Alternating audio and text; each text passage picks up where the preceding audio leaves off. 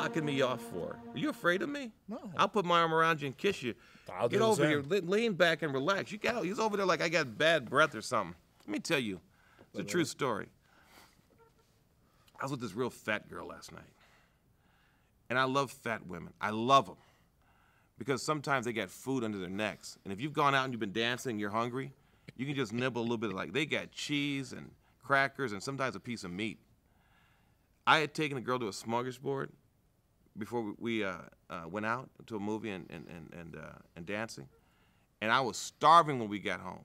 I lifted one of those fat flaps, and I had like dessert and coffee. And I don't know why the coffee was hot, but it was good. This is the greatest way to start True an story. interview. James is a producer, director, writer of great reputation who is starting out with writing, correct? Yeah. Tell me about your work. It's amazing. You're amazing. Tell me about your work. Currently have a feature screenplay here called The Devils and Men. But you've submitted other screenplays in the past. No. I submitted you Into That Good Night. Thank you. Now that was a film, A short film. a black and white film, Yeah. with Deborah Lynn Hull. Correct. And the actor's name in that, George Triplett. absolutely brilliant piece of work. He actually took Best Actor here. in That's why I 2012. say 2012 is an excellent piece of work. Oh yeah. It's one of my favorites out of all the stuff I've ever done. It's a very stylish noir piece of work. Well, it's also so closely represented to my life. How so? The entire film was based off of a conversation I had with my mother 2 days before she passed away. See, now you got to bring the show down, and I got to bring it back up with this foolishness. I'm sorry for your loss of your mother. Yeah, it's the year after she passed was, I consider, a lost year, where I stopped. Wait a minute. I just talked to another guy, Calvert David Miles. He had a film called Assassin's Origin in this festival, and he said, "Well, I had a bad year." I said, "What was her name?" And he says, "No, it wasn't like that." I said, "No, it's always a woman. It's always, no matter what, it's always a woman." He said, "It was my mother." The only thing that can destroy a man, as far as I'm concerned, it's not business. It's not that. It's mom. It's a woman. It is. It's very much so, especially your mother. I mean, my father worked 16 hours a day, so I never got a relationship with my dad till I moved out. So you moved out. Till I moved out. Were you a bad kid? No. I'm gonna ask you. Let's look at his arms. Were you a bad kid? No, not at all. I consider everything in my life to be based around storytelling, based around the idea of. What's the most rebellious thing you did as a kid? Yeah, here it comes. They dropped the rape charges. What was the most? I stole my dad's car and rear-ended an old lady. You stole your father's car and rear-ended an old lady. Now, we're talking about two different acts: theft and rape. I want to know why you don't think of yourself as a rebellious kid if you're engaged in those two acts. You can't. I don't have an answer. Yeah. Just remember this, audience. I always get down to the truth. And when I get down to the truth, I start digging and rooting like a rat trying to get away from a cat.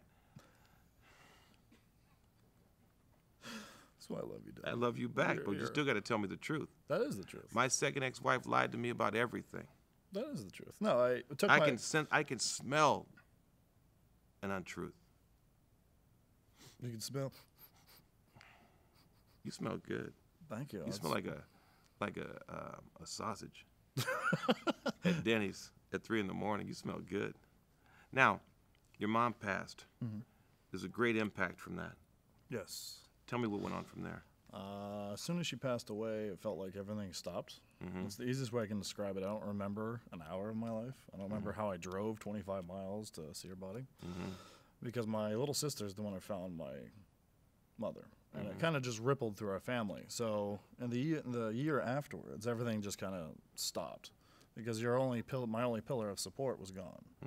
The person who was there when I was 10 years old and I said, hey, I want to start writing, she went out and got one of those, I cannot remember the name of it, but one of those old digital typewriters with a small screen, and she said, right. She would always be the person that if I gave her something, she would look at it and tell me if it was shit or if it was amazing. So losing that just ground my life to a complete and total stop.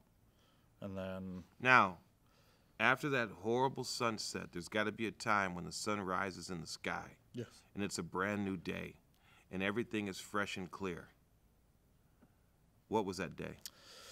It was a rainy day in June. I was driving... Stop. It wasn't a rainy day. It was a sunshine day. No. What was that day like? It was a rainy day because my mother and I's favorite days were rainy days. Oh.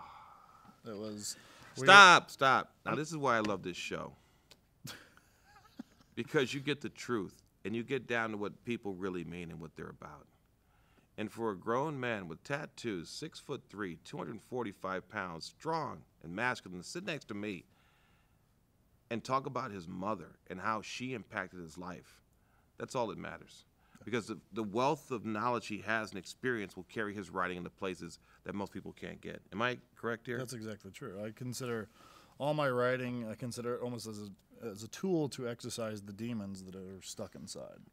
And if you look at all my films 26 years into that good night, The Astronaut, Of Devils and Men, and the current feature I'm working on now, the through line with them all is loss. And whether loss can either destroy you or it can make you into something better. And it's the thing that, it's my way of completely correcting what happened.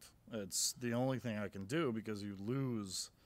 Everybody sits there and says, oh, I've gotten into a car accident. Oh, I've had horrible things happen. I'm like, until you lose the pillar of support in your life and you've got nothing but yourself, that's where you begin to start realizing that all the stuff she taught me is all the stuff that builds me and carries me further and farther than most people. That's her number one. She told me that the only thing that can stop you is yourself. She's like, if you let other people dictate to you, tell you that you're not good enough, then you might as well just hang your hat and walk out the game. When I was 13, I discovered my own sexuality, and I liked it. And I heard a knock on the bathroom door one day, and my mom said, hey, what are you doing? I said, this is good, I can't stop. And she said the same word. She said, the only can stop you is you. I still can't fight it. James, thank you for being here. Thank you so much. Tell me how people can find you. I have a website, Schumacher 3. What is that? Like, is there a .com after that, or maybe there's a .com? Yeah. Then let's say that so because it's people. Schumacher, SCHUMACHER, the number 3.com. That's the easiest way to get a hold of me. Get nice hands. Thank you. Don't put any ink on your hands. Too late. Too late. Hey, we'll catch you next time on Del Weston's Action on Film. Get out of here. Next, watch your head.